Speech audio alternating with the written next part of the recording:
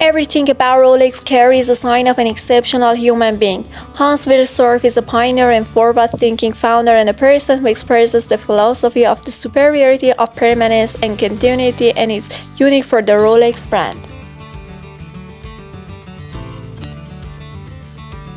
He was an entrepreneur and a selfless human being with a philanthropic spirit that went beyond watchmaking.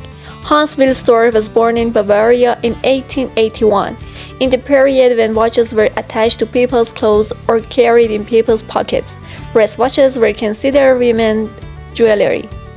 No one thought that it would be possible to make a strong watch for daily use, but at the age of 24, Hans Wilsdorf, who was fascinated by watch engines, ignored the doubts of his peers and started his activity.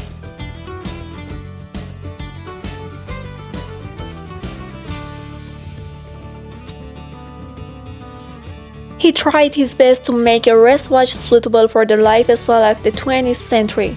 In 1905, he started working with a Swiss manufacturer that produced unusual and smart clock engines. He took these clock engines to London and mounted them on frames. This led to the establishment of his own company.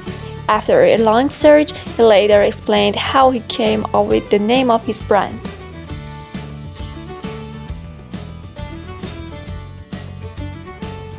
One morning, when he was riding a passenger train in London, a voice whispered the name of Rolex in his ear. The name Rolex was a short, symbolic word and easily remembered.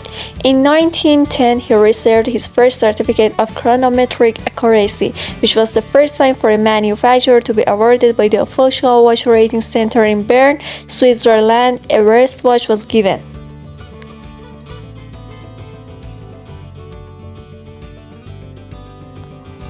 4 years later, the international and famous Kew Observatory in London awarded him a Class A accuracy certificate, which was usually considered for marine chronometers.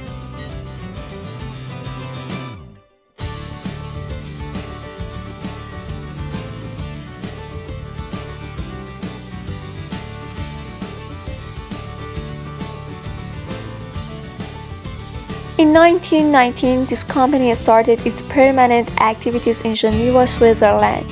7 years later, Hans Wilsdorf introduced the Oyster luxury watch to the world, which was the first waterproof wristwatch. A year later, in 1927, Mercedes Clyde became famous as the first British woman to swim across the English Channel. While swimming, she had a Rolex Oyster watch in her hand, which recorded the exact time of her swimming.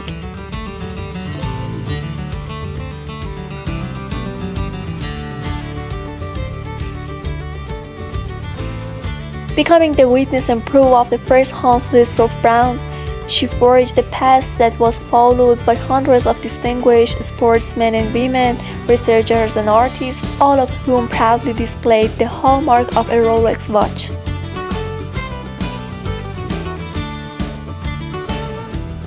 It was in 1931 that the Rolex company introduced the first self-winding watch called the Oyster Perpetual, which was more than a technological marvel.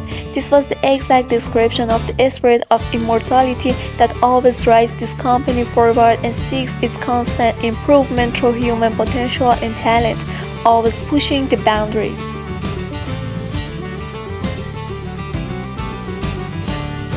Its 5-feather crown is praised as a symbol of Hans Wilsdorf's advice that nothing but elegant and beautiful works should be produced.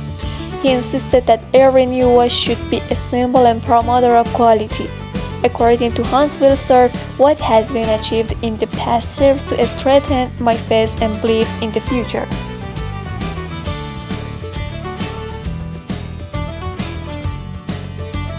I believe that the reputation of Rolex will prove the value and merit of this position it has achieved in the world.